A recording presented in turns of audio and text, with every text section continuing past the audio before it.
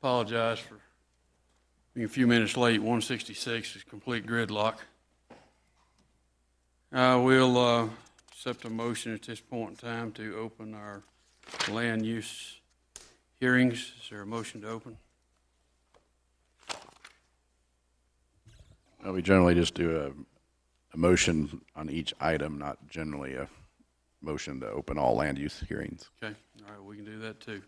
Done it both ways. So, all right, we call this meeting to order, and our first item is RZ 2023-2498. Is there a motion to open the land use hearing for this rezoning request? Mr. Chair, I move we open public hearing for the Roselle rezone RZ 2023-2498. Second. All right, all in favor, sign of aye. Aye. Aye. Motion carries. All right. All righty. It's a new microphone, so I had to figure out how to move this thing and turn it on. Good afternoon. For the record, Kelsey Lanham with the Elbert County Planning Department. My first presentation of the day will be the Roselle rezone. That is case number RZ-2023-2498. A little bit about the project. The subject property is 24981 Cave Spring Trail. It is currently zoned agriculture and just over 35 acres. The applicants are Paul and Laura Roselle, and they are requesting to rezone the entire property from agriculture to agriculture residential. Looking at their project timeline, their pre-application meeting was back in October of 2023. Their community meeting was in August of 2024. This went through one referral period in February of this year, and they did meet all public notice requirements per the Elbert County zoning regulations.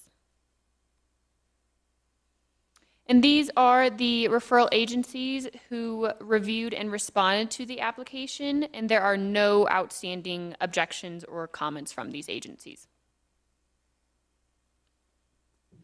Looking back at their community meeting, they had one person in attendance outside the applicants, their family, and I was the one from the planning department that actually attended this meeting. The comments and questions that came up from the one individual was just the number of lots allowed in the subdivision and what the HOA approval process looked like for this application. The applicant stated that the HOA has already approved of the rezone and is just waiting on county approval at this time. Since the community meeting, there have been no additional comments received. At the Planning Commission on August 5th, the commission voted 6-1 to recommend approval to the BOCC with the conditions presented. There was one person who spoke on this project. They were supportive of the application. And here is an aerial view of the subject property. The property line is outlined in blue with the red star in the middle of it.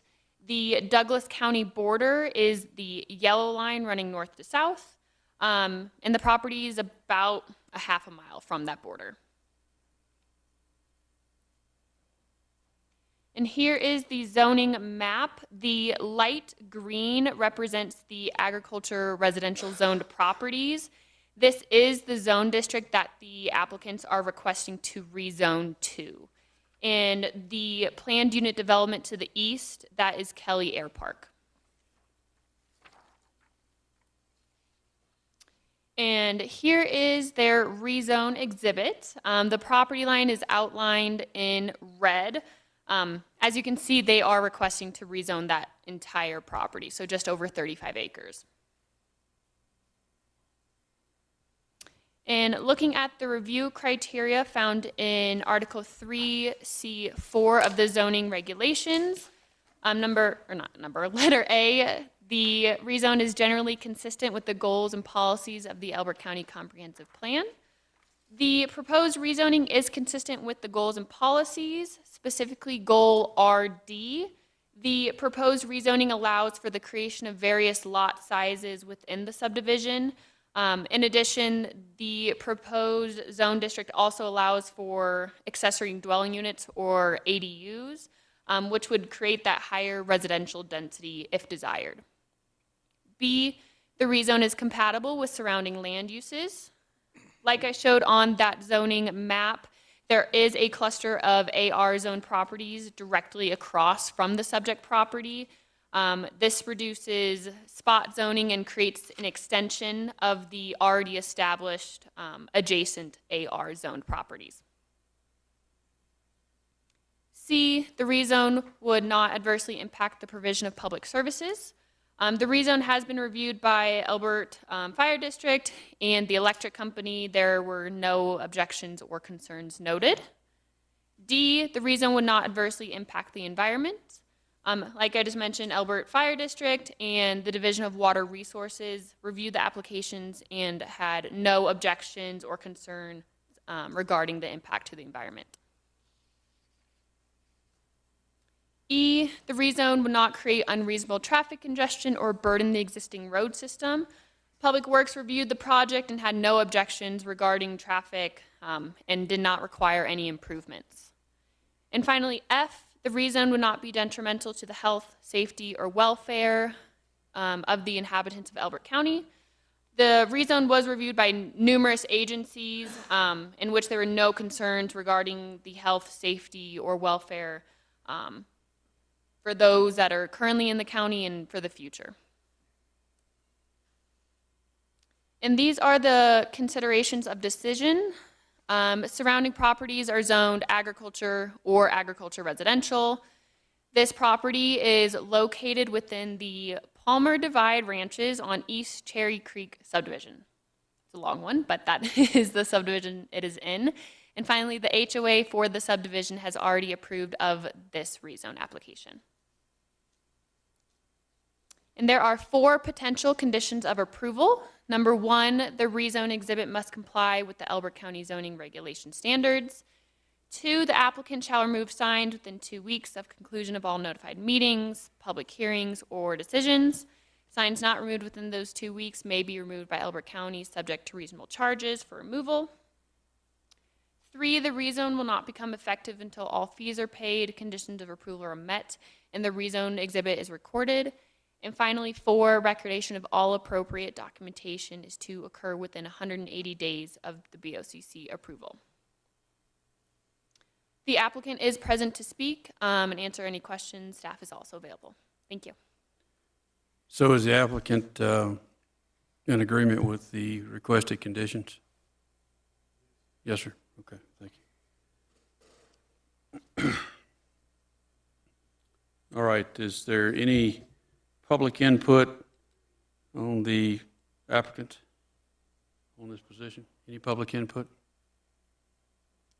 All right, seeing none, ask the Board of County Commissioners. We'll start with you, Mr. Boat. Do you have any questions or comments for this, sir? No questions or comments. Commissioner Schroeder? Does the applicant have anything they'd like to add? –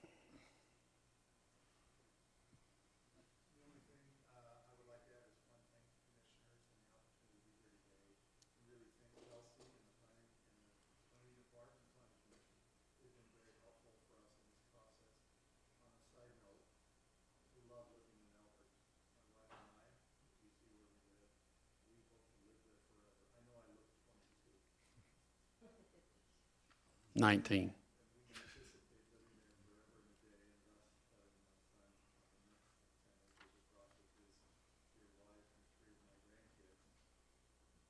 Oh. So anyway, with 3 of my grandkids, we'd love to do that. So we thank you and we thank them, and we are grateful and appreciate your careful attention to this matter. Thank you, sir. Kelsey, I have a question on the conditions here. The first one, the rezone exhibit must comply with Elbert County zoning regulations. Is that, I don't remember seeing anything like that before. Is it necessary? Because they're going to have to comply anyway. It's just to make sure when we do our final review that it's perfect before it gets recorded. Okay.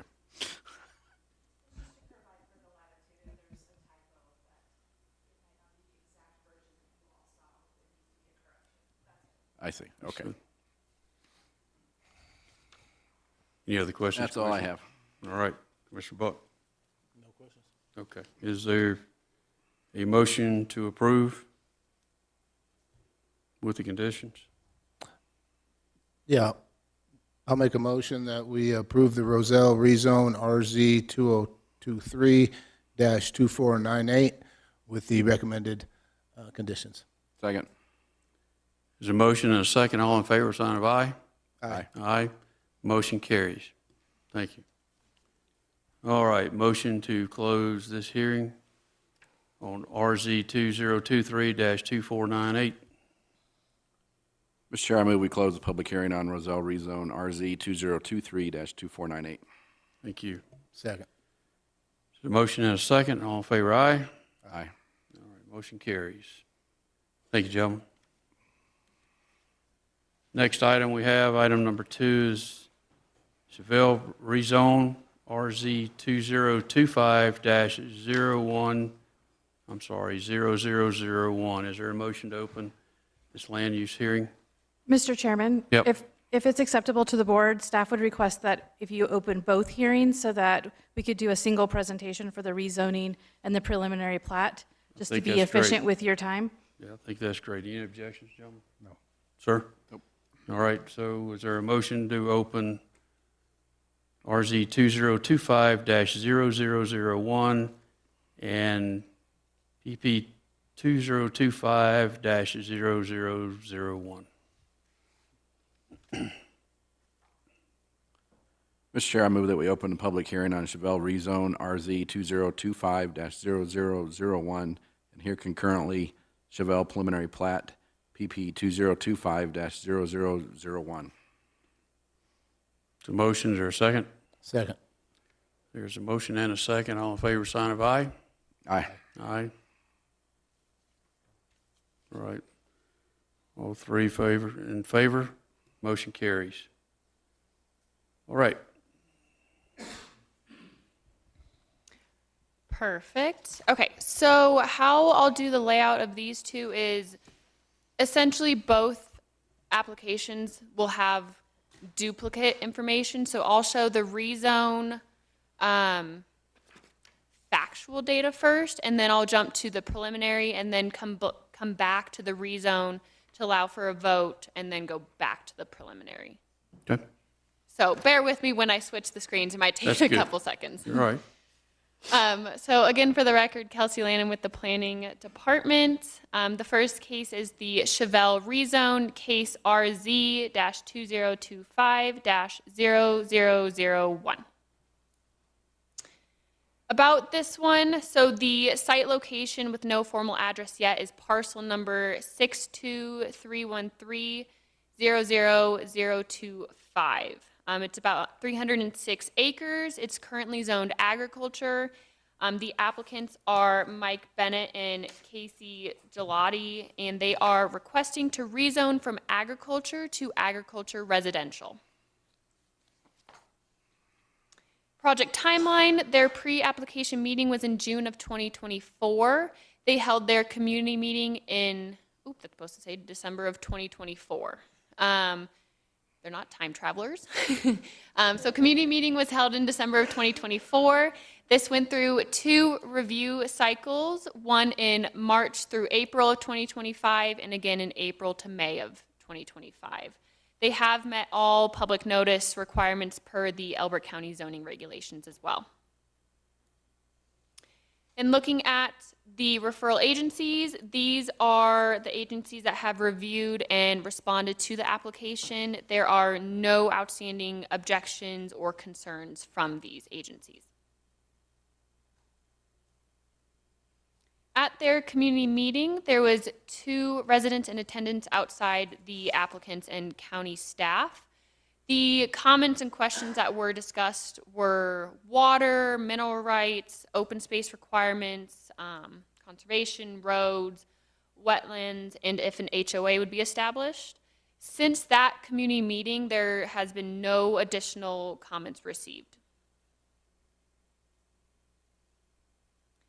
And again, at the Planning Commission hearing on August 5th, the commissioners voted 6-1 to recommend approval with conditions to the BOCC. There were no public comments on this item as well. Here is an aerial view of the property. Property line, again, is outlined in yellow with the red star in the middle of it. The property is accessed by Comanche Creek Road, and there are no existing structures on that property. And looking at the zoning map, EC East is approximately 2 miles to the west of the subject property. That's zoned plan unit development. To the northwest of the property, so the top left corner of that image, there is a cluster of AR zoned properties, which is the zone district that the applicants are requesting to go to. And this is their rezone exhibit. As you can see, it's also pretty straight to the point. They are requesting to rezone the entire property from agriculture to agriculture residential.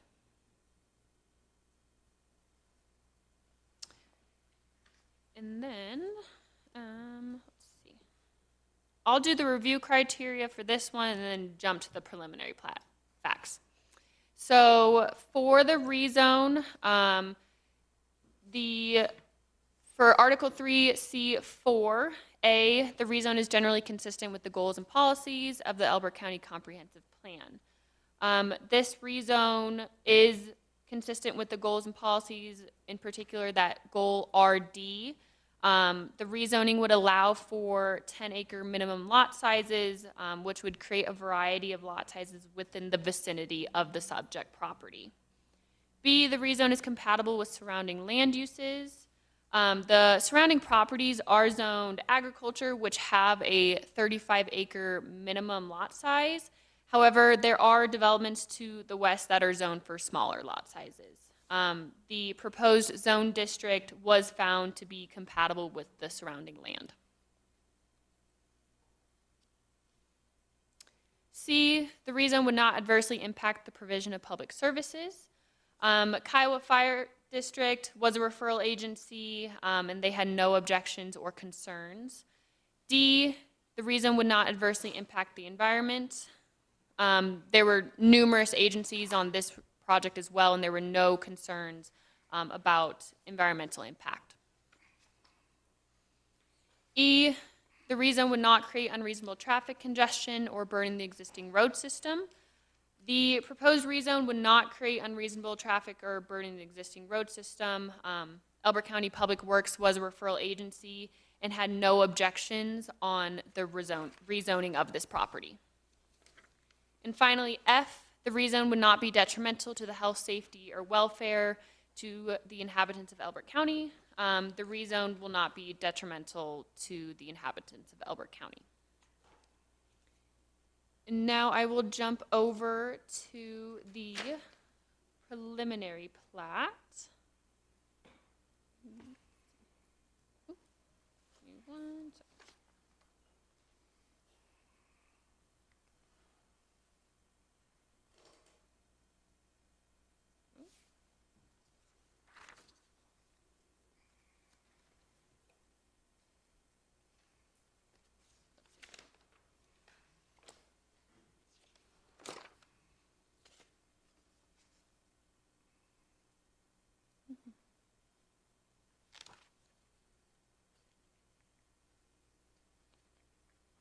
Okay, so looking at their preliminary plat, this is the only slide that is different between the two projects.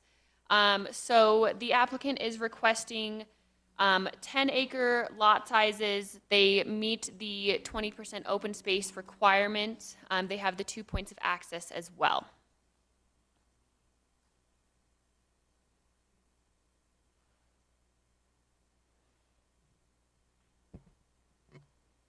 Give me one. Hold on 1 second.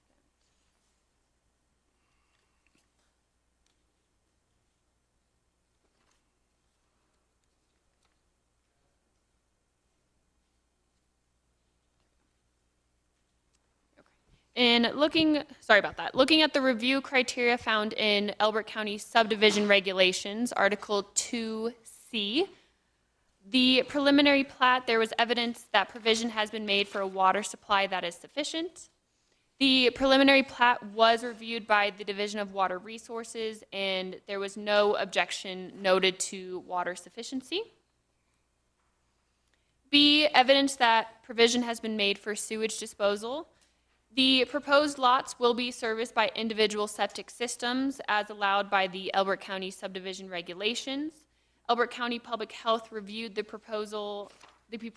proposed plat and had no objections to the use of septic systems. Proper permitting will be required, though. C, evidence to show all areas that may involve soil or topographical conditions presenting hazards. There are no existing soil or conditions that present hazards or require special precautions. Colorado Geological Survey was a referral agency and had no objections or concerns. D, the application is in compliance with the Elbert County subdivision regulations and zoning regulations. The proposed plat is in compliance with both of those regulations pending approval of the rezone application. E, the application is consistent with the intent, policies, and goals of the Elbert County Comprehensive Plan. The proposed plat is consistent with the intent, policies, and goals. Specifically, it goes back to that goal RD again. Elbert County supports residential development, and this would allow for those various lot sizes and higher residential densities.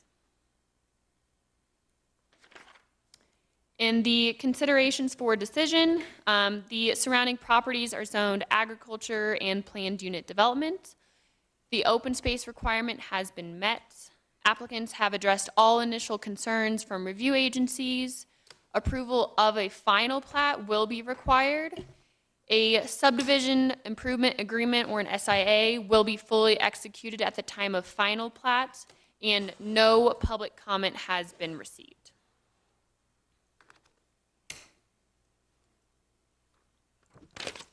And with that, I will let there be discussion now, and then we'll come back for the vote. Okay, and the applicant's here? All right, thank you. So do you have anything you'd like to add at this point? Okay. All right, there's any public input here present today? Seeing none, move on. So Commissioner Boak, do you have any questions, sir? I'd like to hear from the applicant and just tell us a little bit about the project. It looks like a great project from what I can tell. I'm looking at tract A, B, C, and D, and E. They all look like open space. You got nice open space, then a few lots, and then some more open space, good-sized lots. I didn't hear anything about a metro district, so I wasn't sure. I didn't see it in the packet, so I wanted you to talk to that a little bit. And then just tell us about the project, what you envision there, if you Sure. So when Casey and I first started looking at this property, the first thing we did was call the planning department and kind of make sure what we, find the sweet spot for what we wanted to do. We do have 3 different sources of water on the property. Water is obviously very important. I'm a 6th-generation Coloradan farmer and rancher, so I know how important that is. So one of the first things that we wanted to do was make sure that we were using the water appropriately and the least amount of impact in the surrounding agricultural areas. So we've chosen to use the Arapahoe Basin rather than the shallower Denver Basin. And this actually will create a net positive for the Denver Basin because we're using septic systems that will actually return water into the Denver Basin from the Arapahoe Basin, which will actually be a net positive, like I said. One thing to note also on our open space, it is designed with a green belt that goes continuously around the street called Gallant Fox Circle, and that allows every residence to have easy access to the open space parks without having to use the main road. It was important. We wanted to look at what our use would be for a neighborhood like this, like what's our market group and what will they be doing for recreation. We didn't want to just dedicate open space that wasn't usable just to do it. So we looked at obviously equestrian, and some UTV, ATV, OHV, friendliness to the park. And it was important to not have those activities being done on the main road. We really liked the way the property is set up. Every lot will have a beautiful view of the Front Range. And in fact, in our master plan, we have dedicated some building envelopes that allow the staggered nature of where these houses can be built, so no one's, if you buy a lot closer to Comanche Creek Road and someone builds a little bit further west of you, it doesn't impact your view. And then obviously we have a wildlife corridor that feeds into the acreage behind us. And there is an easement on that acreage that goes all the way down to County Road 53. And the hopes in that is to be able to kind of make a bridge, a land bridge between us and the EC East, EC West communities eventually. So there was a lot of thought put into where we bought this property and why we chose this property. Addressing the Metro District issue or situation. We just felt like on the project of this size, it wasn't necessary. I think we've done a very good job of fundraising internally and haven't needed to use other funds outside. Okay, thank you. Commissioner Schroeder? If I remember correctly from the packet, there were maybe some road improvements that were going to need to be made a little bit on the north and south side of the entrances there on Comanche Creek. Can you address that a little bit? Sure. So we're working on, as soon as, I guess the understanding with the new county attorney is they want to see kind of this approval process first before we start working on our SIA agreement. So it's evolving. At first, when we talked with Road and Bridge, it was, on each side of our entries.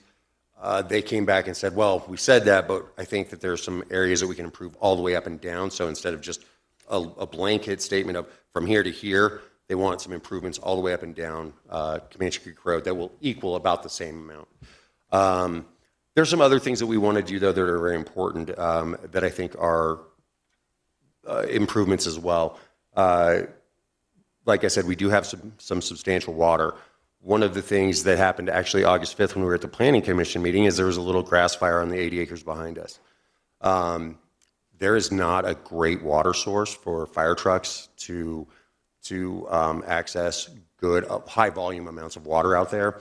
So actually the chief and I are going to be chatting in the first couple weeks of September on how we make that accessible, probably up in the track A open space area. And putting in a well for the HOA, but that will have more, be fire truck accessible. So there's a lot of things that I think we'll address in the SIA other than just the roads. And so you mentioned the water for the HOA. Is that, will it be one well supplying all or will each parcel have their own individual well? So yes, each 10-acre lot will have their own well. But the HOA will have its own well that I believe can irrigate up to 10 acres. And that's really the only use that we'll be using that for is when we're getting the landscaping established. I have no further questions. Sir, I have a quick question. So is there going to be any above ground water storage? For fire No, sir. suppression, anything like that? No, sir. And you've talked to the fire chief about that? Yes. Okay. All right. I have no further questions, sir.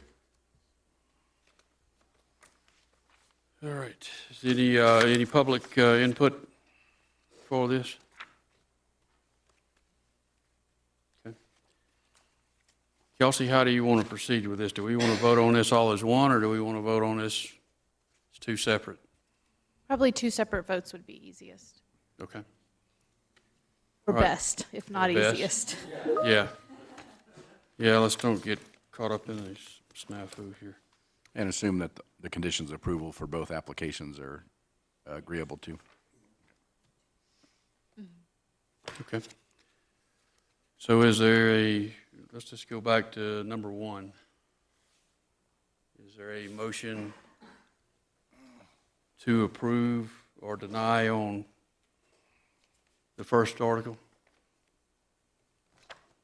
I don't have the number in front of me. Yes, Mr. Chairman, I'll make a motion to approve the Chevelle rezone RZ 2025-0001. Second. Motion, there's a second. All in favor, sign of aye. Aye. Motion carries. All right, then we have the next one. Is there a motion on the table to approve? Mr. Chairman, I'll make another motion to approve the Chevelle preliminary plat, PP 2025-001. Second. There's a motion and a second. All in favor, sign of aye. Aye. Aye. All right, motion carries. Thank you. Thank you very much. All right, next item. I guess we need to have a motion to close this, don't we? So have a motion to close the Chevelle rezone and the Chevelle preliminary plat. Yes, Mr. Chairman, I'll make a motion to close the Chevelle rezone RZ 2025-001. And I'll also make the motion to close the Chevelle preliminary plat, PP 2025-001. Second. All in favor, aye? Aye. Aye. Motion carries. All right, now we need a motion to open Independence ROW vacant VAC-2025-0001. Was there a desire to hear these concurrently as well? It could be helpful, again, if we could Yeah. open them both at the same time. That would be great. So is there a motion to open the hearing for both item 4 and item 5?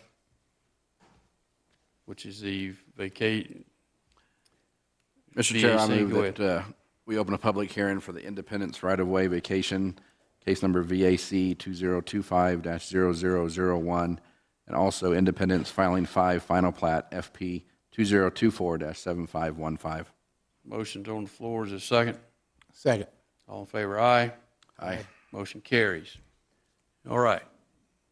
We'll do these two the same as we did the last one, right? Yes, and the process for these two will be a little bit smoother, so we'll go through the whole the whole vacation first, and then the final plat entirely second.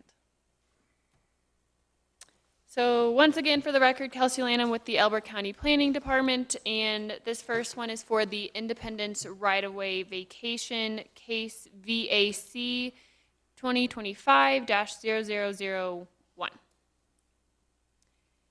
The location of this vacation is within the Independence PUD. The applicant is CB Independence Holding Company, and they are requesting to vacate a portion of Delbert Road and Hancock Parkway. This vacation will also remove 2 utility easements that are no longer needed for Independence.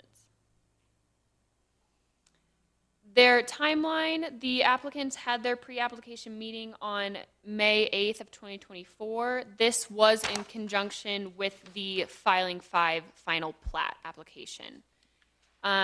The right-of-way vacation went for referral March through April of this year. No public comment has been received for this, and the application has met all public noticing requirements found in the subdivision regulations. And these are the agencies that reviewed and responded to the application. There are no outstanding objections from any of the review agencies. This aerial photo was taken in June of 2024. This is the photo that's available for the public online from our public information map. The yellow line running north to south is the Douglas County border, and the blue box shows where that right-of-way vacation is located. And here is their exhibit. Once again, the blue boxes depict where that vacation will happen. It's in the northwestern portion of that subdivision. The review criteria for a vacation is found in the subdivision regulations, Article XG, And number 1, the right-of-way or easement or portions thereof or plat are of record with the Elbert County Clerk and Recorder's Office. The current right-of-way is shown on Independence Filing 1, Amendment 2, and this document is recorded with the Clerk and Recorder. The reception number was provided in the staff report for the commissioners. 2, the vacation will not interfere with development of nor deny access via a public thoroughfare to existing structures within the recorded plat, adjoining properties, utilities, or other improvements. The portion of the road that is requested to be vacated was never constructed. The road does not serve or provide access to any adjacent roads, structures, or adjoining properties, or other improvements on that recorded plat currently. 3, notification was provided in accordance with these regulations. The applicants have notified the adjacent property owner, and like I mentioned, which is them, yes, which is the applicants. But all other public notice requirements, including the newspaper, sign, and mailer, have been completed. Number 4, the vacation is in accordance with any original conditions of approval for a plat, rezoning, planned unit development, or other applicable documents. This vacation is required in order to progress the existing Delbert Road, and that vacation is in accordance with the original conditions of Independent Filing 1, Amendment 2. And 5, the vacation is in keeping with the spirit and intent of these county subdivision regulations. The vacation complies with the requirements and process outlined in the subdivision regulations. Public Works reviewed the application, and there were no concerns for current or future inhabitants of Elbert County in regard to health, safety, or welfare. And the considerations for decision, this design change improves traffic flow, sight distance, and safety for those entering and exiting the development. The applicants have addressed all comments from review agencies, and no public comment has been received.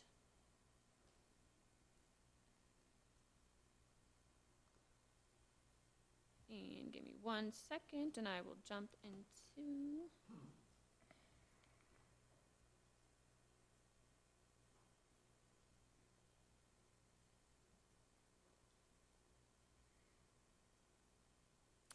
Independence Filing 5 Final Plat. So the case number for this one is FP-2024-7515. Again, site location is the Independence PUD. The applicants are requesting filing 5 Final Plat, which would create an additional 162 lots within the subdivision. Project timeline. They, like I mentioned, their pre-application meeting was in May of 2024. They did have 2 community meetings. The first one was in June of 2024. County staff did attend this one, and they decided to have their own second meeting. It was fully initiated and conducted by the applicant team in July of this year. This application went through 2 review cycles, one in September through October of 2024, and again in March of this year. Project review. These are the list of agencies that reviewed the project. There are no outstanding objections from them. And at the community meeting, the first one held in 2024, there were 16 residents in attendance. Main concerns was traffic, school location, trails, parks, road improvements, and the second entrance location. Like I mentioned, no other comments have been received. At the Planning Commission hearing on August 5th, the commission voted 4-3 to recommend approval with conditions to the Board of County Commissioners. There was no public comment on this item during that Planning Commission hearing. And here is an aerial view of the subdivision. The same as the vacation, this aerial view is from June of 2024. It's what those who use our zoning info map currently see. And the red star depicts where this filing 5 will be located. This one's a little rough on the eyes, but here is their final plat exhibit. Like I mentioned, they are proposing an additional 162 lots. And I will emphasize that even with these additional lots, they will remain within compliance with their original lot count approval, which is 1,400. And this is a snippet of their phasing plan.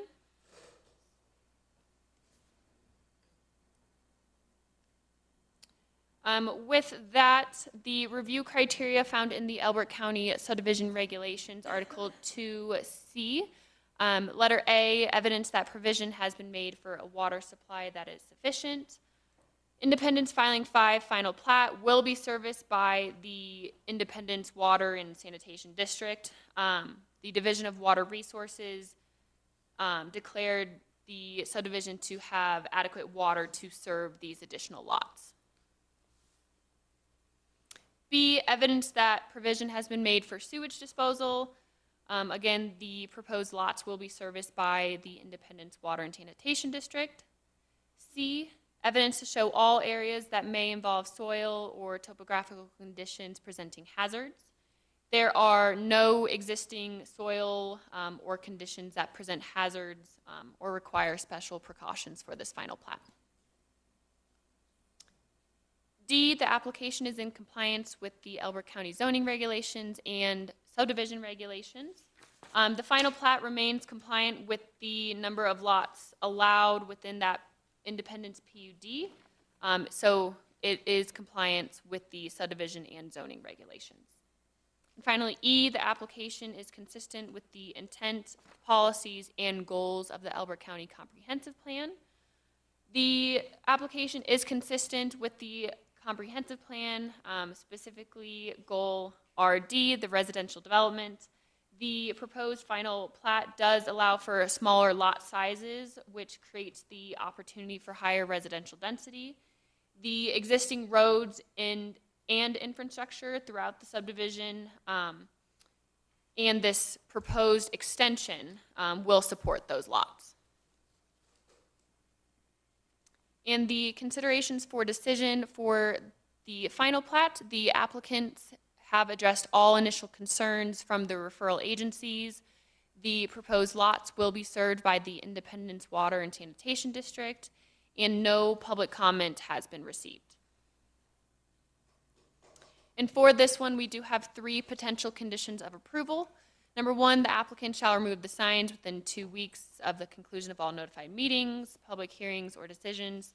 Signs not removed within 2 weeks may be removed by Elbert County, subject to reasonable charges for removal. 2, the final plat shall not become effective until all fees are paid, conditions of approval are met, and the final plat is recorded. And 3, recordation of all appropriate documentation is to occur within 180 days of the Board of County Commissioners' approval.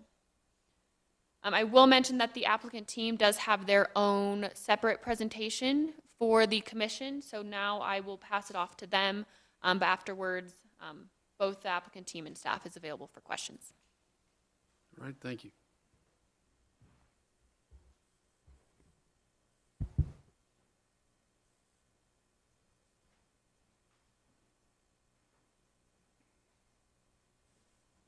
Bear with me for 1 second here. Yeah, and if you just make sure that green light's on your mic there too, that'd be great. Thank you. And I'm going to have to tilt it down too. I think he's implying you're short, maybe, I don't know.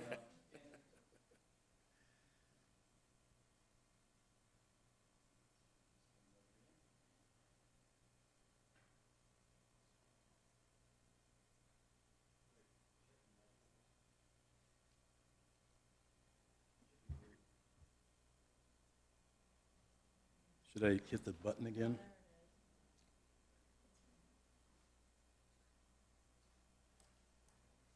Have to reboot it? I'm sorry, this happens every time I'm using my laptop up here. So. It's been that kind of day, don't worry about it. Good,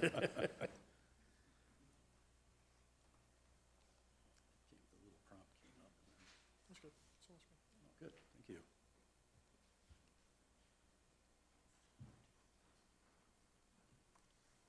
That should be right there, okay. Well, good afternoon. My name is Mark Kiefer. I'm with the firm Norris Design, representing our client this afternoon, CB Independence Holdings LLC. My address is 1101 Bannock Street, Denver, Colorado, 80204. And I want to thank you all for, Mr. Chairman, Commissioners, for this opportunity to present this project this afternoon. It's been a long time in the process, and as you'll see in our presentation, it's kind of a pivotal application for Independence at this stage of the project. I want to thank the staff again, for their help on this process and following all the various referral comments and back and forth negotiations that have happened leading up to this hearing this afternoon. So with that, I just want to introduce some of our team this afternoon. With me is Jim Yates. He'll be available to answer any questions and any concerns that might come up at the end of the presentations. And then Carolyn White from the firm Brownstein Hyatt. She'll be here to also discuss some of the conditions and also the considerations for you as a board to take into account in the approval process.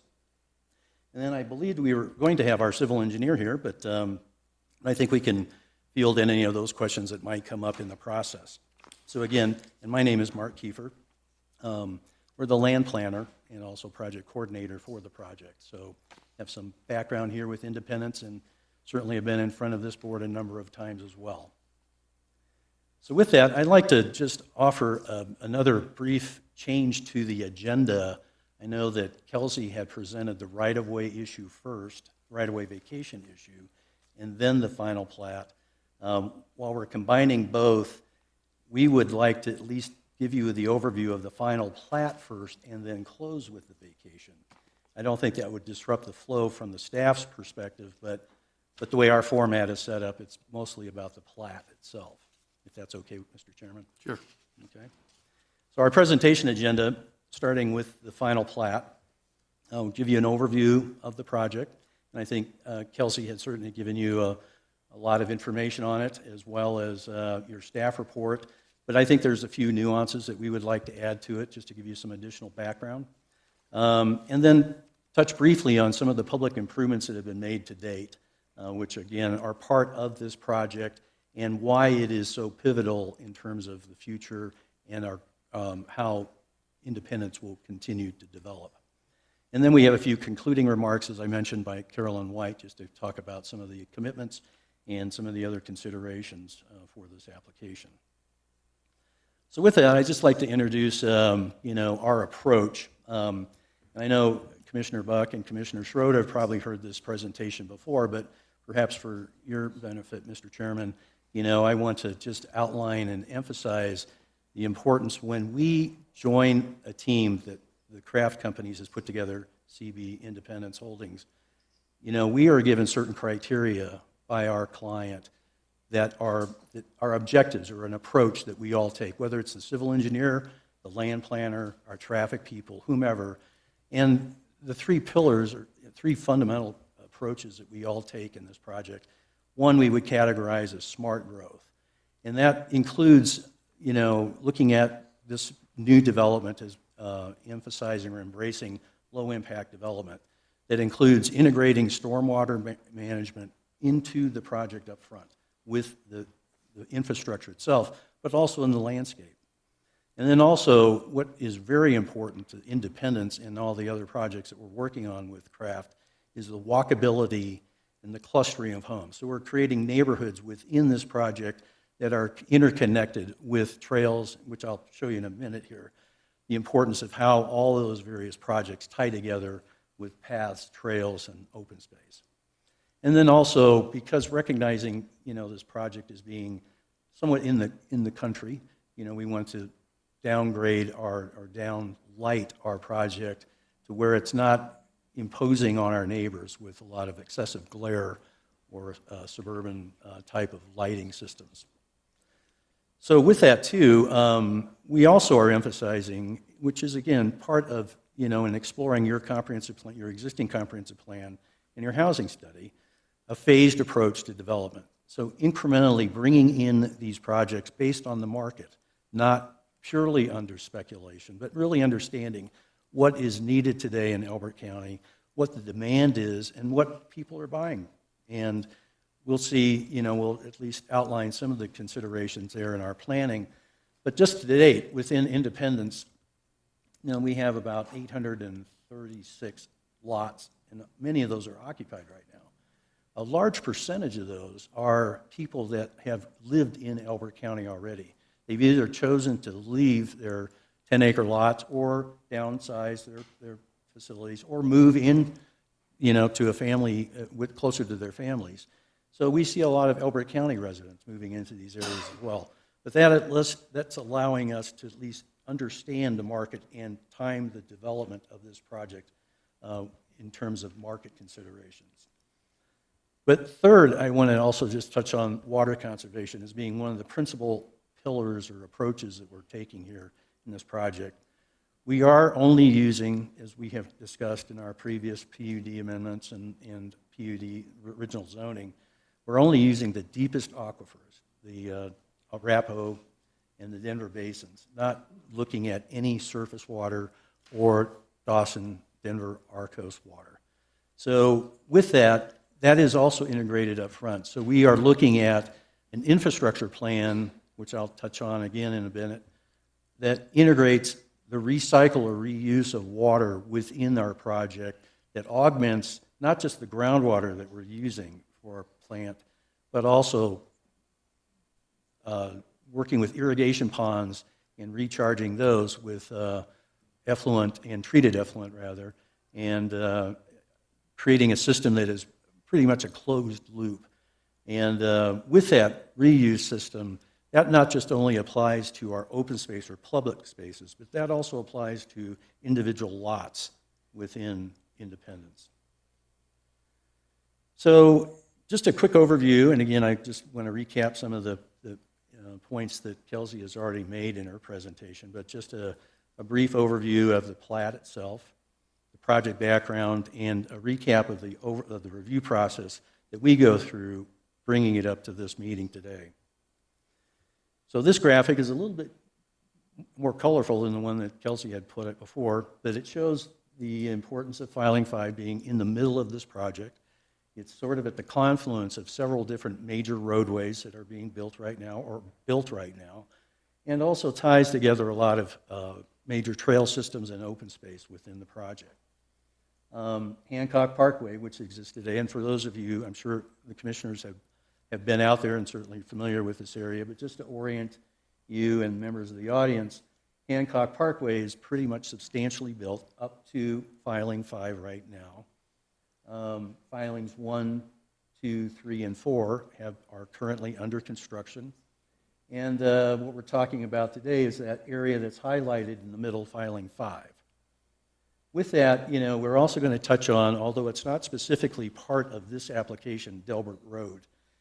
We're going to talk about Delbert Road primarily because of some of the past commitments that have been made both in previous subdivisions and the original PUD amendment. But it really shows the importance of how Delbert Road lies in proximity to Filing 5. The timeline that we've been working on right now, we started Filing 5 in this process over a year ago. Actually, probably, you look at that second arrow there, the first community meeting was in September of 24 last year. I'm sorry, June of last year. But the project started in September of 24, and probably a lot of the major concepts and infrastructure were being designed and laid out at that time, again, because of its proximity to the middle of the project and how all these other various pieces tie together. We also, as Kelsey had mentioned, started a public outreach program, which is more than just the obligatory community meeting that's described in your zoning ordinance and your subdivision code.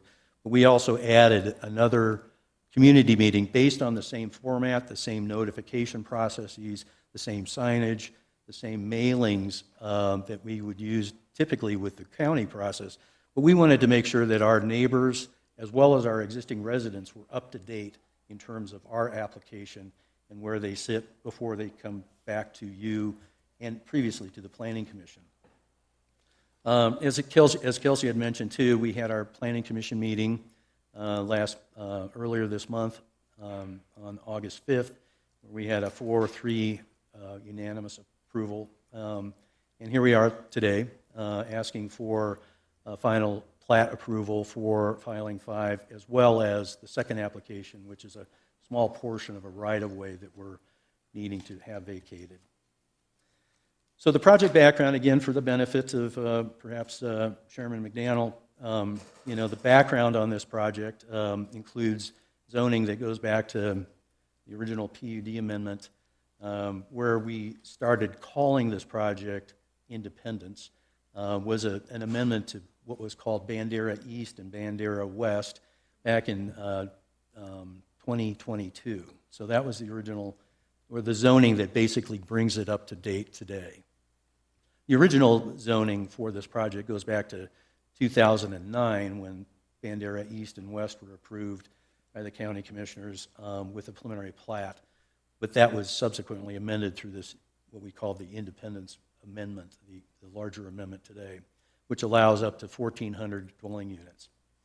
The subdivision process, the first plat that we had was right on the heels of that, of the purchase of the property by CB Independence Holdings, was started in September of 2017. And since then, we had filings 1 through 4, which now comprises about 836 residential lots. As I mentioned before, many of those already have homes built on them and are currently occupied. Part of that process, too, when we started the subdivision process, especially with filings 3 and 4, we started looking at some of the concerns that were raised, or some of the concerns we raised with your Public Works Department about the alignment of Delbert Road.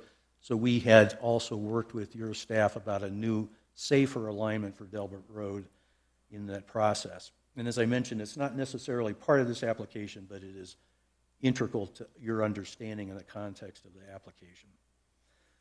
So with this application, it's, as Kelsey had mentioned, another 162 new residential lots, which would bring it up to about 71% complete. So with that, if you remember that graphic I had pulled up before, what this represents right now with open space, development, and other infrastructure, we would be approximately close to 3/4 of the way built at this time.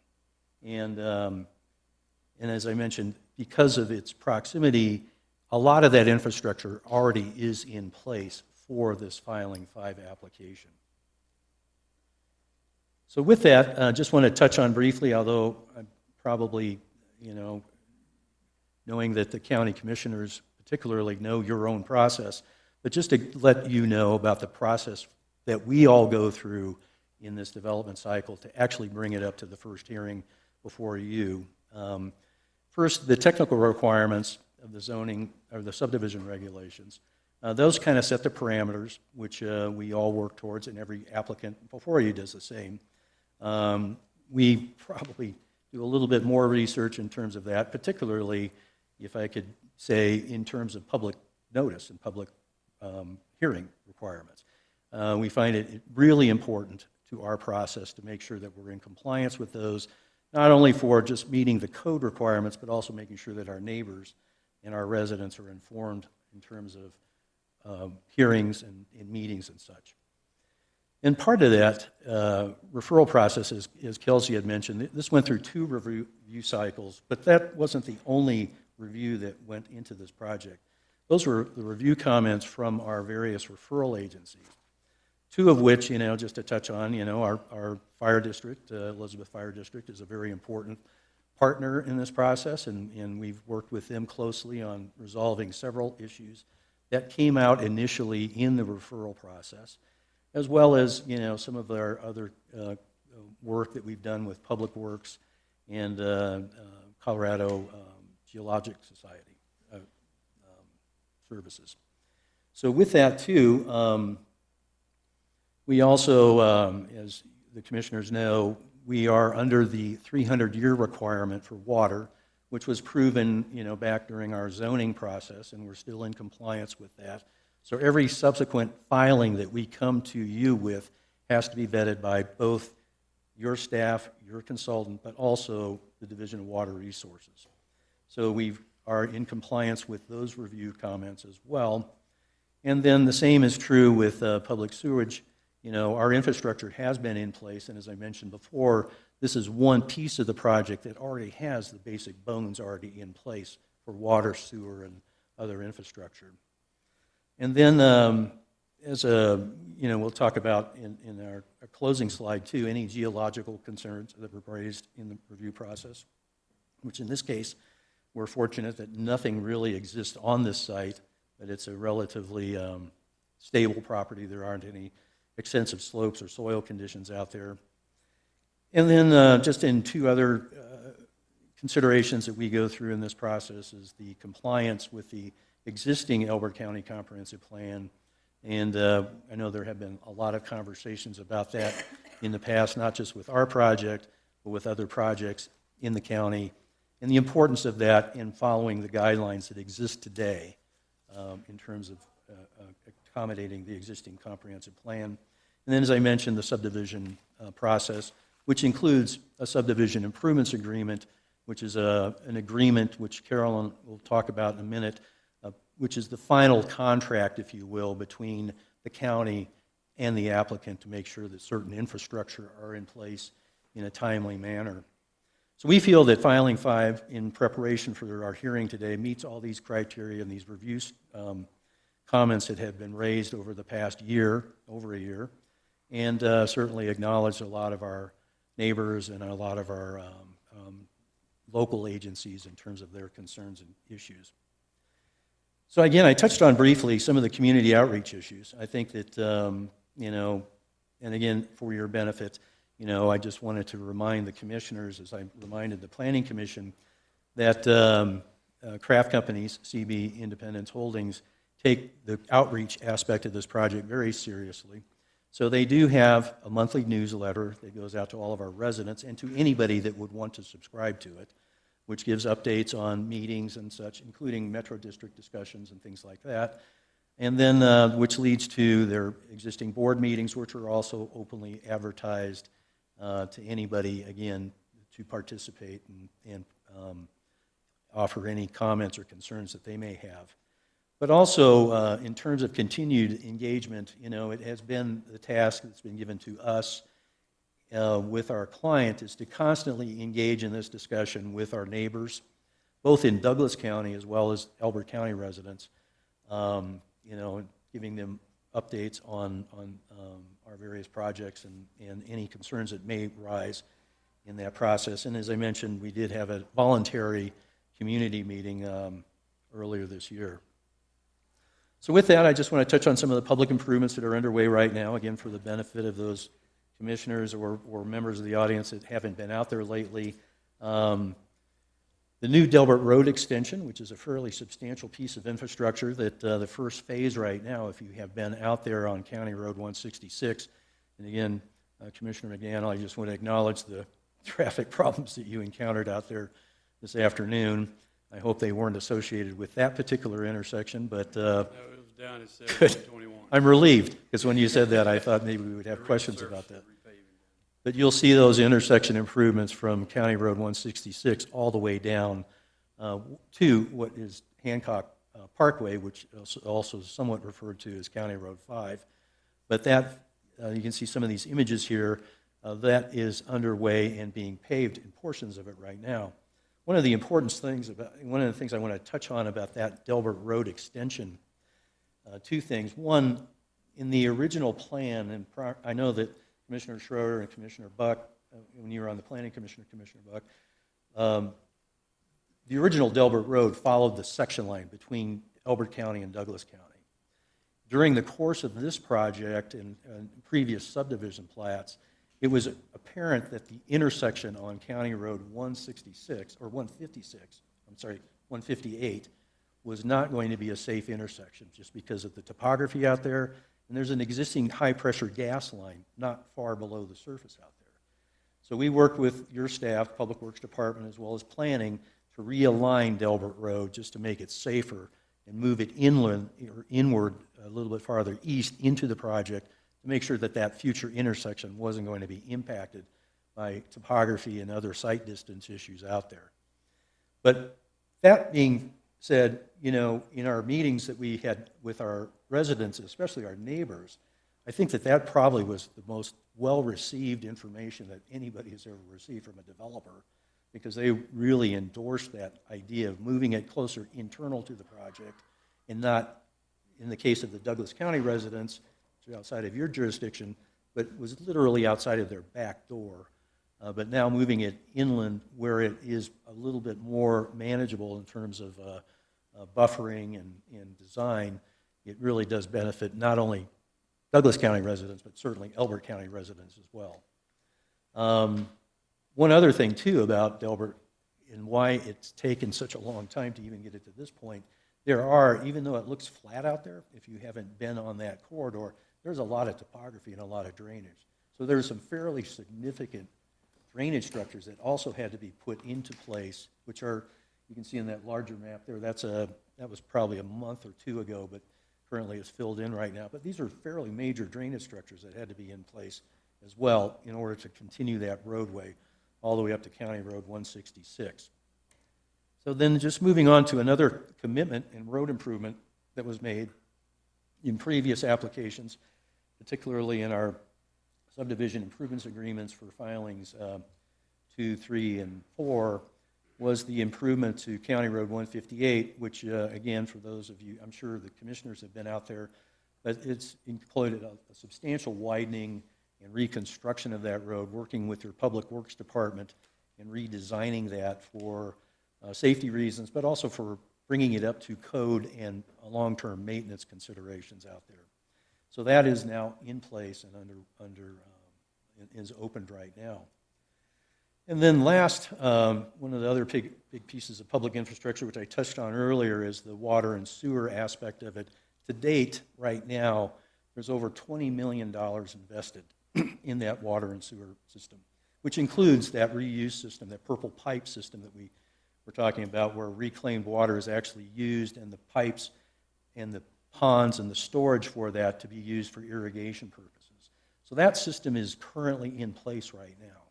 And there still is a portion of that that needs to be under construction, but for the most part, everything up to this point right now, which serves filing 5, currently is in place and ready to serve this new subdivision. So, just another point here too, I just wanted to cover, again, for your benefit, is some of the parks, trails, and open space aspects of this project. The green areas you can see up here, that is the existing open space and park component to this project that is currently dedicated to the district, to the metro districts out there. And then coupled with that are a series of trail systems that are under construction or exist today that basically tie all of these various plats together, these little neighborhoods together. And we anticipate that, well, we certainly know that we're meeting our first commitment to the county and making sure that this area is over 50% open space. And as you can see on this map, filing 5 just adds to that particular array of open space planning. So with that, I'm going to turn over to Carolyn, and she's going to just give you a few concluding remarks, and then I'll come back, and then we'll talk a little bit about the right-of-way vacation, and then we'll open it up to questions and answers if that's okay. Sure, thank you.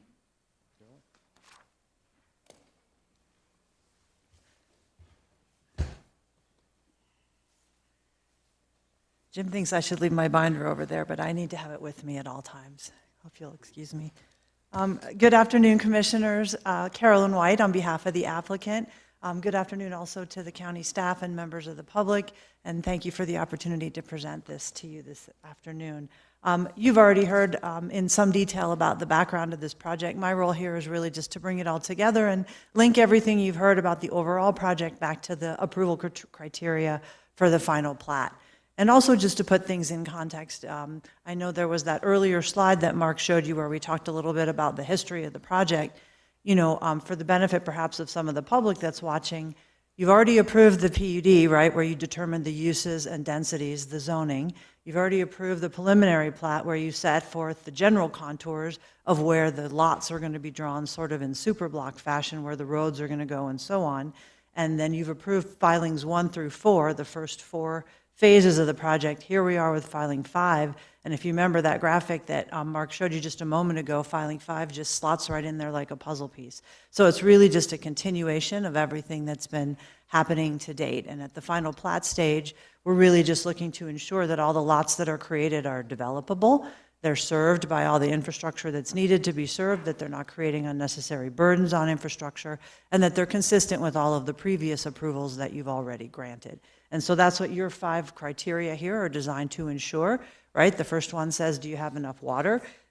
We agree with the staff analysis and with the Colorado Division of Water Resources that concludes, yes, there is plenty of water adequate to serve this development.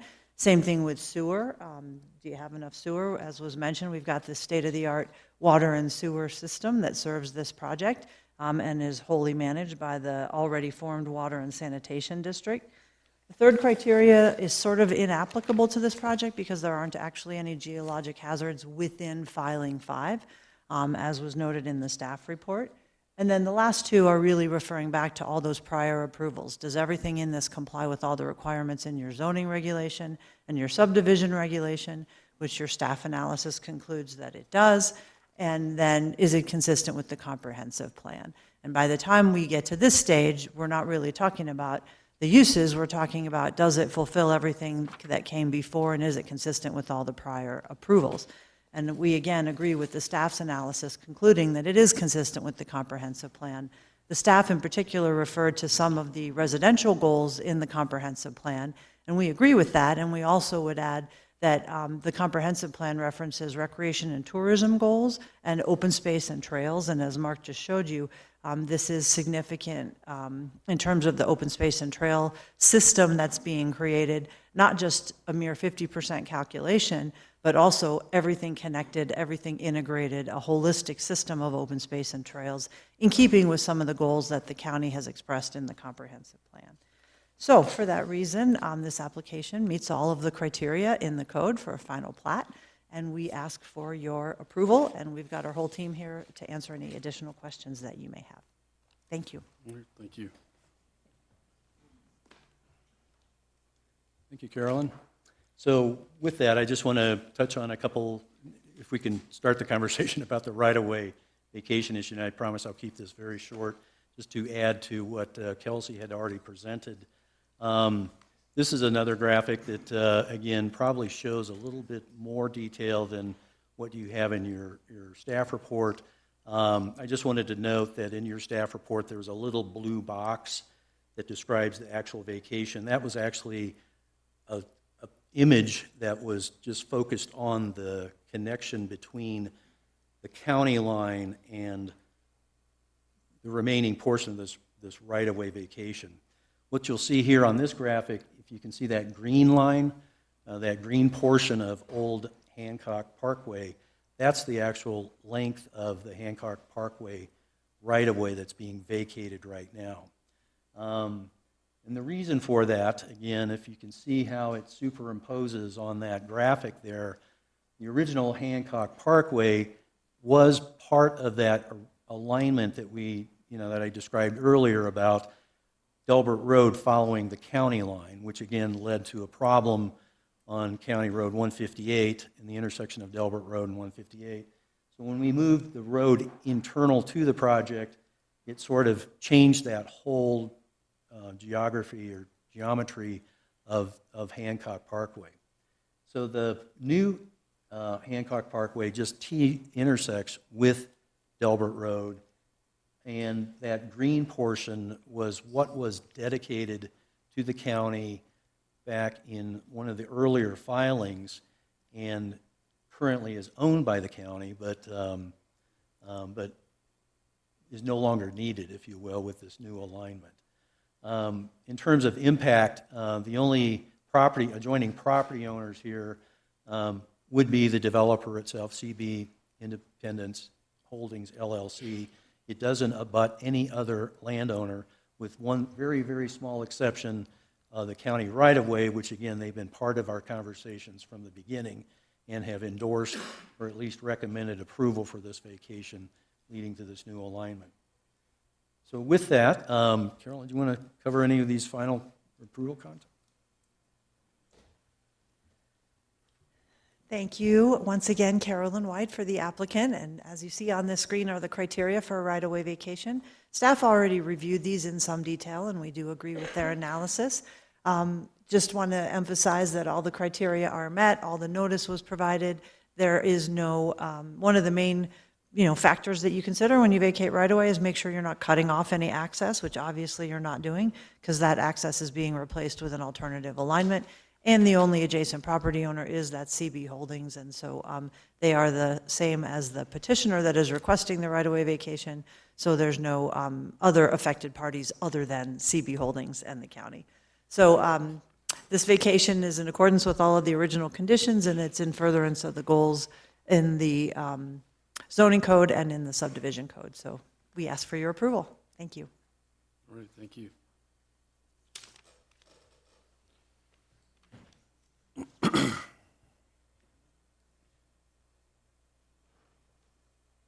All right, is there any public input? Public comments? Okay, seeing none. Do we have any questions or discussions, Commissioner Schroeder? Yeah, I have a couple.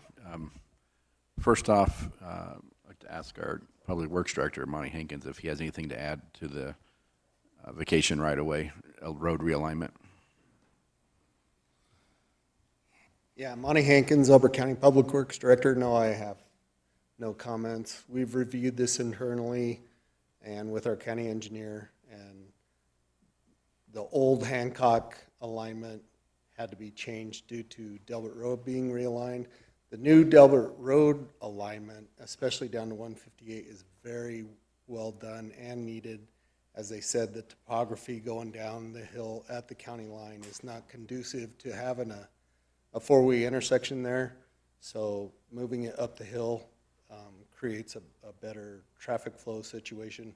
Also, not that it's here nor there, but we have worked with Douglas County. They are very excited about the new Delbert alignment and how it moves up off 158, and we're actually in agreement with them in an IGA. They will take the snow plowing operations for the whole new alignment of that road. So, no, it's very well done, and we have no issues with the vacation. Okay, thank you. No, and I agree. When I first heard about Delbert being extended to the south, when I drove 158, I was concerned about that hill. So I'm pleased that there's been a change in that. So I think that is very good. Mark mentioned the development is market-based, which I fully support and agree with. You're not going to build a house that it's not going to sell relatively quick. But with that, and I know it's a moving target, how long would you anticipate the build out of the 162 lots? Some people seem to think that once we approve this, by tomorrow afternoon, there'll be 162 homes there. So what kind of a time frame are we realistically looking at? This is Jim Yates with the applicant. It takes, 2 years for us to get close to getting that ready. So filing 4 that was approved last year is now just starting to build houses. It'll take a year to build those roughly and get them occupied. We're plus or minus 100 homes a year. We'll be filing 4 into and probably through next year, and then this filing will start development, this fall probably, deliver lots maybe next fall, or some of them, it's going to be phased. So we'll do the first, actually third. This phase is not 50/50. Adjust that up just a little bit. So that's, it is a long process. There's a lot of factors, as you know, that go into that, but it's, that would probably be a couple years of sales that will start a couple years out. You start selling in 2 years? Yeah, they'll probably start selling maybe 27. 27. Okay. Thank you. I always appreciate clarifying that. The time frame seems to be an issue for some folks, and being able to put that out there is very helpful. There was a mention earlier that 836 residential lots have been approved in 1 through 4. Roughly how many of those have been built? Do you know? In filings 1 through 4. As Mark indicated, there's about 550 homes that are constructed. 550. There's probably a little over 500 of those that are occupied.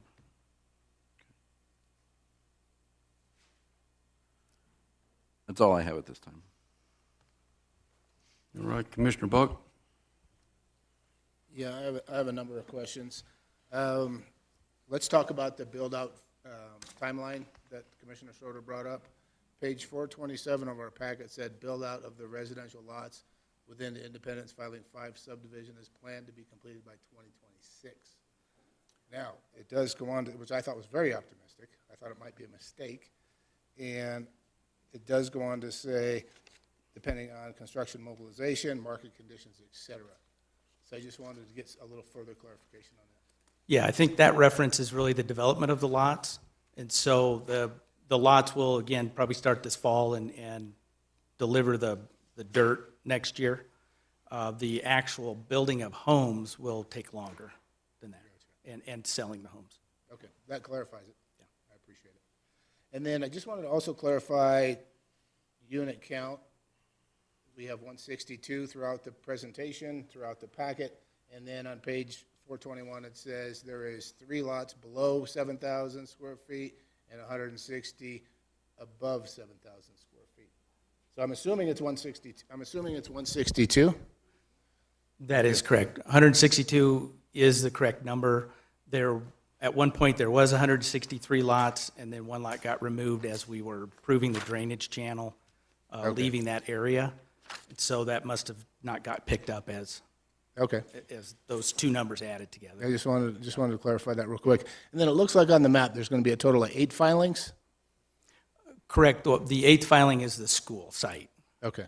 So that in order to dedicate that site to the school district, we have to, and that is coming through here in the future, we have to create a 1 lot plat that we can then dedicate to the school district.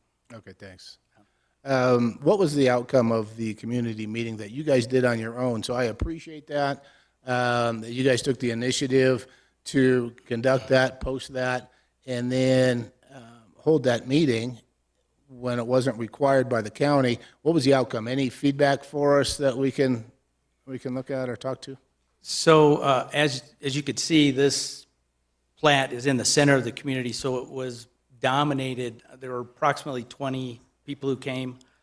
I would say, I think 18 of them were residents internal. So it was, more of the conversation was about, when Delbert Road's going to open up, and kind of questions about the community. There was one neighbor that is to the northwest, not in Independence, that was asking about their connectivity to Delbert Road, and they had some kind of traffic questions, but it was more access traffic. Okay, thank you.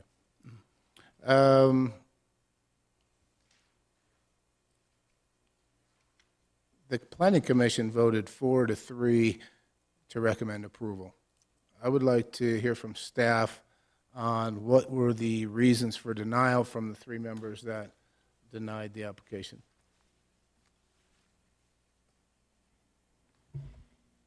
Thank you, Commissioner. I have some preliminary meeting minutes to refer to discuss the vote. The 3 commissioners that voted no, 1 commissioner cited criteria in Article 2, C, D, and E I will note those are not the approval criteria. They're actually in Article 1. Another commissioner felt that there were required documents not included in the packet, and the third commissioner agreed that with the first commissioner about some of the criteria. I will add that there was discussion about sidewalks, quite a bit of discussion about sidewalks, and that they are not included in filing 5, nor are they included in any of the previous filings or the PUD document. Okay. Well, thank you. That was actually my next question. I noticed the right-of-ways are 50 feet for the roads. Is that comparable to what the previous filings were, or has that changed, or are they all 50 feet? The design of this filing is consistent with the prior filings, than all the prior Okay. filings. Yeah, I just wanted to It's the clarify that. same design, just carrying it forward. I actually got a call, I think it was last winter, from a resident of the development, and they asked me to come out and look at the walkability, as you mentioned. And one of their concerns was there was no walkability. They had people walking in the snow, in the road, no sidewalks, so you were either walking on somebody's lawn or you were kind of hovering to the side of the road, and there was cars on both sides and traffic and that sort of thing. But you mentioned walkability, so I don't see how that is walkability. Can you explain that? Yeah, so the roads are designed to kind of be mixed use and have people walk on the edge of the road. That is a traffic calming measure. It gets people who are driving in the community to drive a little bit slower, drive a little bit more cautiously. It's an intentional design. It's what we've integrated in from the beginning. And when we started this project in filing 1, we sat down with the county.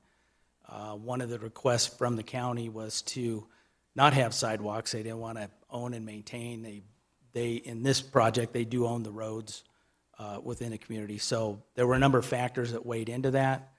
This is just a consistent application carrying that design type forward. Because I've seen that in neighborhoods where they don't have sidewalks, typically larger lots, bigger setbacks, but this pushes everybody into that street. I don't think it's any safer. You're relying on people to slow down so they don't hit someone. That's the safety measure that we're using. I don't think that's a...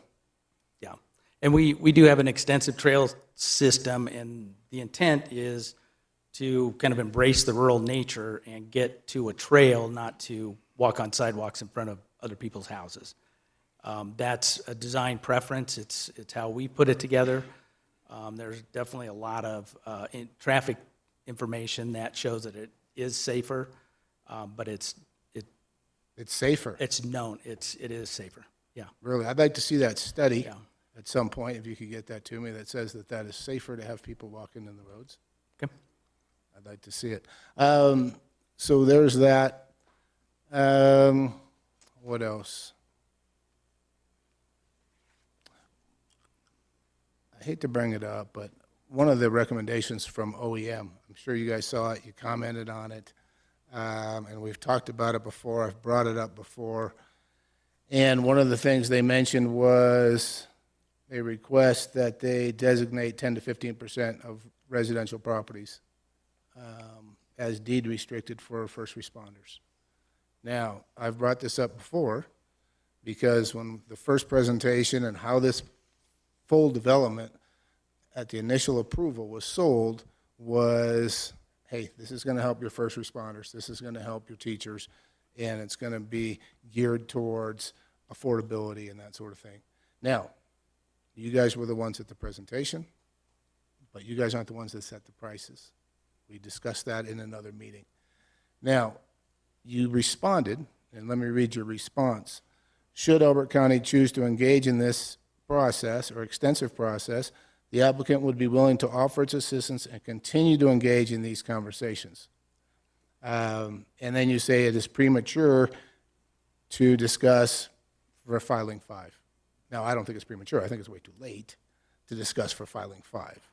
But I just wanted you guys to keep that in mind, that that's something that I have, along with sidewalks, for future filings in the back of my mind. And then something like this, I'm not saying 10 or 15%, but just something that people talk about. We don't have the affordable housing. We don't have everything so expensive to build, and you guys know that. Everything costs so much to develop. This would be a way for some potential additional affordable housing for someone. So you agree that you would be willing to engage in these conversations. Can you explain what you meant by that, engage in those conversations?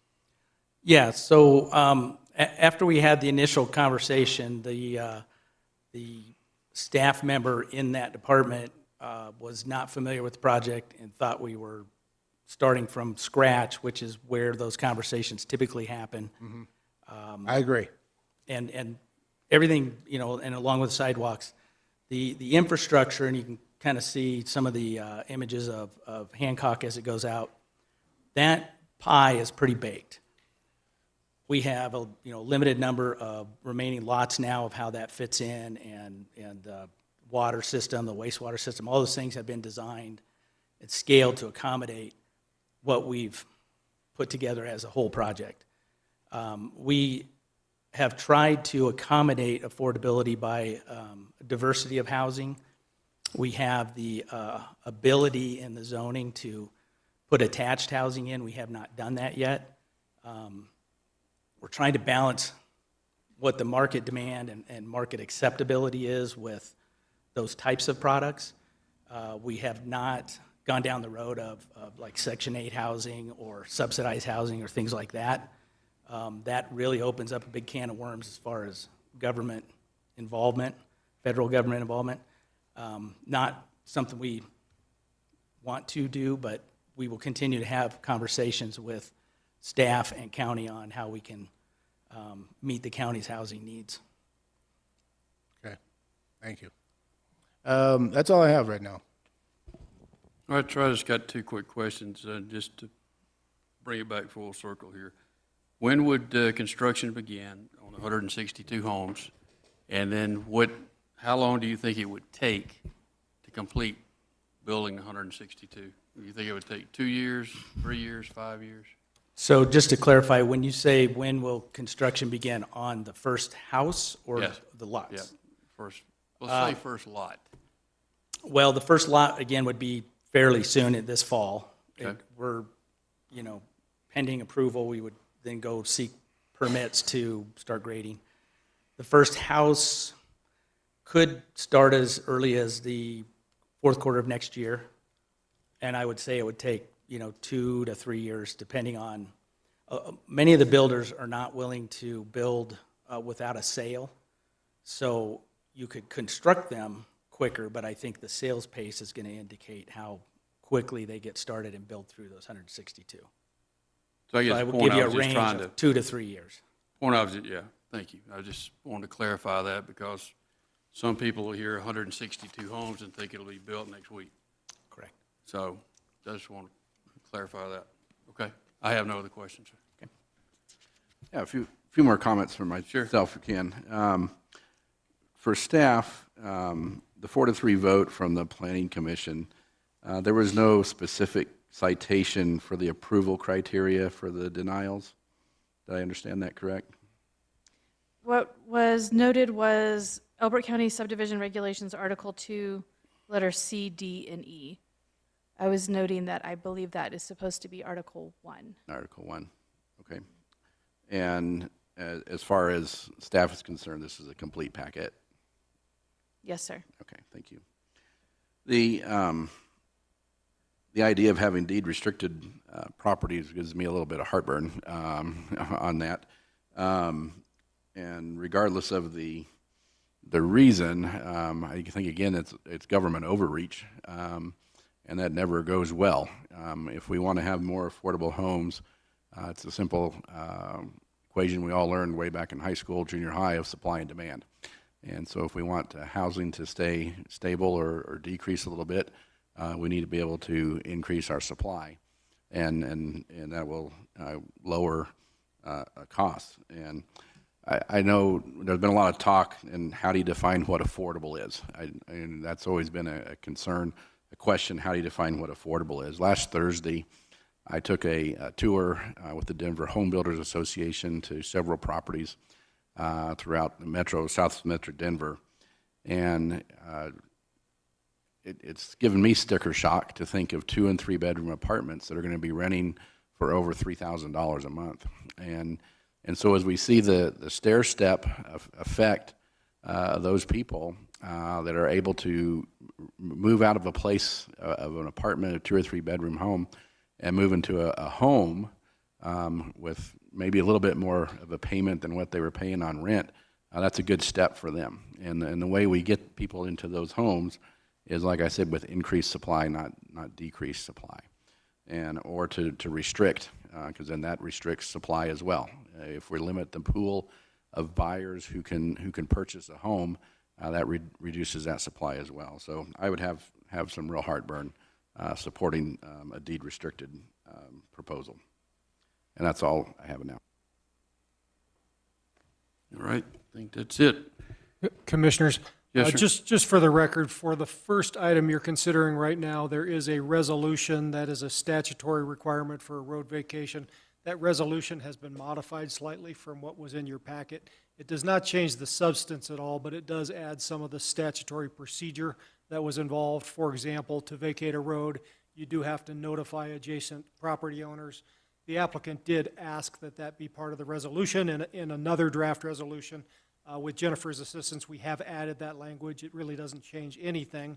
It just, the resolution itself now indicates how it complies with the statute. So I did want you to know we are recommending that at the staff level, and if you have any further questions, we can certainly discuss it, but it's form, not substance. Thank you, sir. Okay, with that being said, is there a motion on the floor for number 4, Independence ROW Vacation, VAC 2025-0001? Yeah, before we make the motion, just want to verify the applicant is agreeable to the conditions of approval. I think they said that earlier, yes.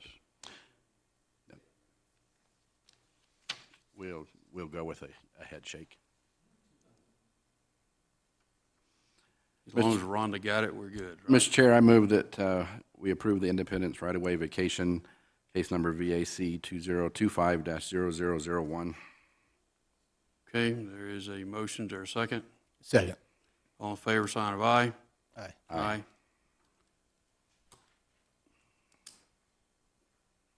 Right, motion carries.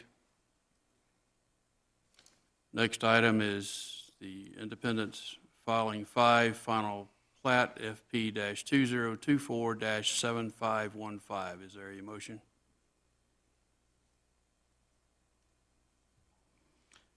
Mr. Chair, I'll move we approve Independence filing 5, final plat FP-2024-7515 with those conditions.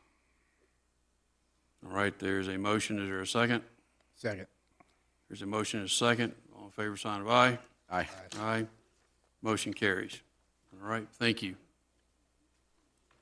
Now I need a motion to close this land use hearing for item 4 and item 5 being Independence ROW Vacation VAC-2025-0001, Independence filing 5, final plat FP-2024-7515. I'll make a motion that we close the public hearing for Independence ROW Vacation VAC 2025-001 and Independence Filing 5, Final Plat FP 2024-7515. Second. Motion and a second. All in favor, sign of aye. Aye. Aye.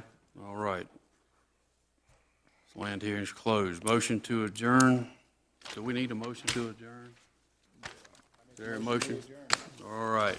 There's a Second. motion. Second. All in favor, aye. Aye. Aye. We are adjourned. Thank you.